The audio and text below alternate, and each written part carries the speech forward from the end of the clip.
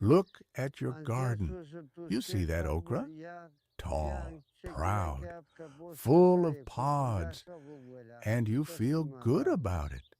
You shouldn't. You've made the most common mistake of the season. You were patient. You were lazy. Call it what you will. The result is the same. Your okra is woody, tough, inedible. It's a failure. You missed the harvest window. It doesn't wait for you. It doesn't care about your schedule. Nature has a clock, and you ignored it. So now what? You go to your kitchen. You think you can fix this. You can't. You'll try to boil it into submission. You'll soak it. You'll stew it for hours. You've heard these tricks from neighbors who don't know any better. Let me save you the time and the gas. It won't work. You're trying to cook a stick.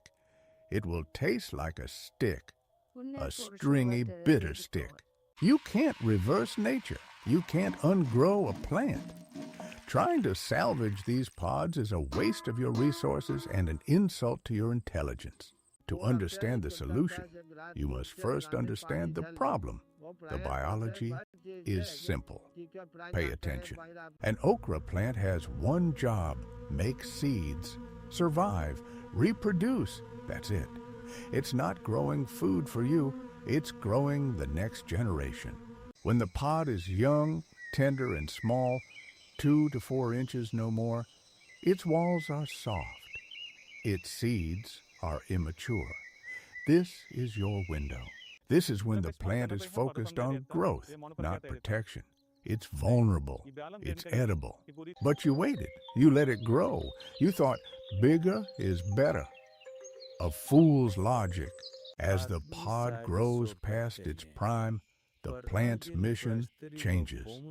It's no longer about getting bigger. It's about protecting the seeds inside.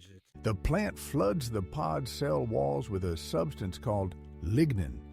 It's the same compound that makes up wood. It's nature's armor. This lignin makes the pod tough, waterproof, and inedible. It protects the seeds until they are ready to drop and grow next year. The plant has succeeded. You have failed. So, the pods on your plant are a lost cause for the dinner table. Accept it. Grieve if you must. Then, get to work. Your goal has changed. It's no longer about harvesting these pods. It's about saving the plant and forcing it to produce again. You must remove every single oversized woody pod from the plant. Everyone. No exceptions. Why? Because as long as those pods are on the stalk, the plant thinks its job is done. It has matured its seeds. It will stop producing new flowers. It will slow down. It will begin to die back. It has fulfilled its biological purpose, but you are going to interrupt that. By cutting off the old pods, you are sending a panic signal to the plant. You are telling it, you failed. Your seeds are gone. Try again. Now. This hormonal shock forces the plant out of its reproductive cycle and back into a growth cycle. It will divert energy to making new flowers. New flowers mean new pods.